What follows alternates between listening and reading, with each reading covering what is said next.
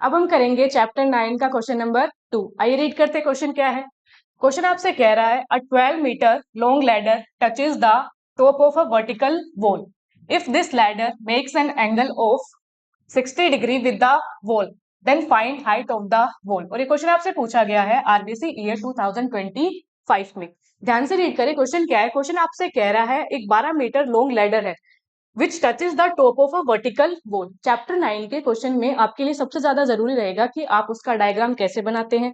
तो हम क्या करें, सबसे पहले सीखते हैं यहाँ डायग्राम बनेगा कैसे। डायग्राम कैसे बनता है, जो जो स्टेटमेंट आपको दिया जाता है उस स्टेटमेंट के अकॉर्डिंग हम यहाँ क्या बनाते हैं आपका डायग्राम।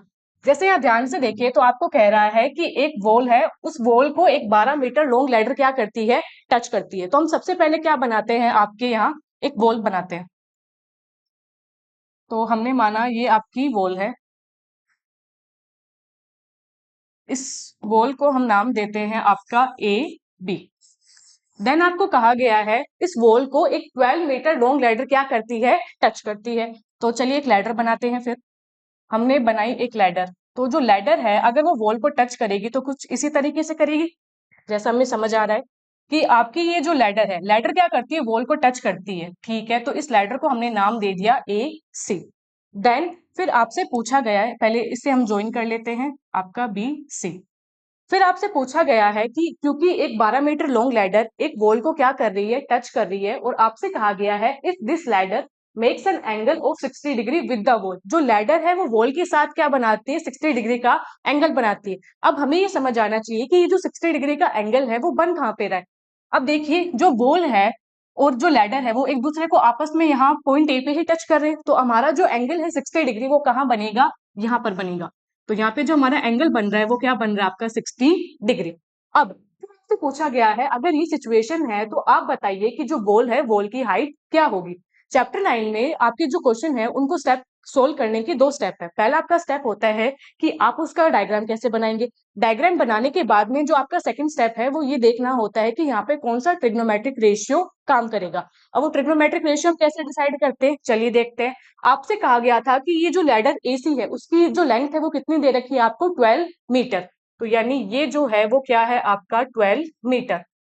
आगे देन आपसे कहा गया है कि क्यों आपको वॉल की हाइट जो है फाइंड करनी है। वॉल आपने क्या मानी थी आपकी, ए बी। तो हमने माना कि जो ए बी है उसकी हाइट क्या है, एच। अब हमें यहाँ डिसाइड करना है कि यहाँ पे कौन सा ट्रिग्नोमेट्रिक रेशियो आपका काम करेगा। ध्यान से देखिए कि ये जो आपका ट्रायंगल ए बी सी है वो क्या है आपका एक राइट एंगल ट्रायंगल।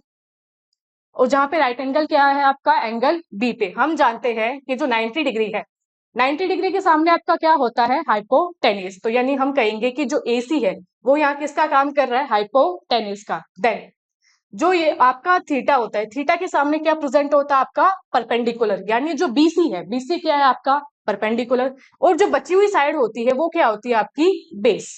यानी एसी जो है वो क्या है आपका बेस। अब हम देखते हैं हमें क्वेश्चन में कौन कौन सा डेटा गिवन है जिसके हिसाब से हम डिसाइड करेंगे कि कौन सा ट्रिग्नोमेट्रिक रेशियो यहाँ काम करना चाहिए। ध्यान से देखें, आपको बेस फाइंड करना है और आपको हाइपोटेन्यूस गिवन है। तो बेस और हाइपोटेन्यूस में रिलेशन कौन सा ट्रिग्नोमेट्रिक रेशियो लेके आता है, हमें याद है हमने चैप्टर नंबर 8 में पढ़ा हुआ है क्या, कि जो कोस थीटा है वो क्या देता है, रिलेशन देता है बेस और हाइपोटेन्यूस में। कैसे, कोस थीटा होता है आपका बेस अपॉन हाइपोटेन्यूस, ये हमने पढ़ा है।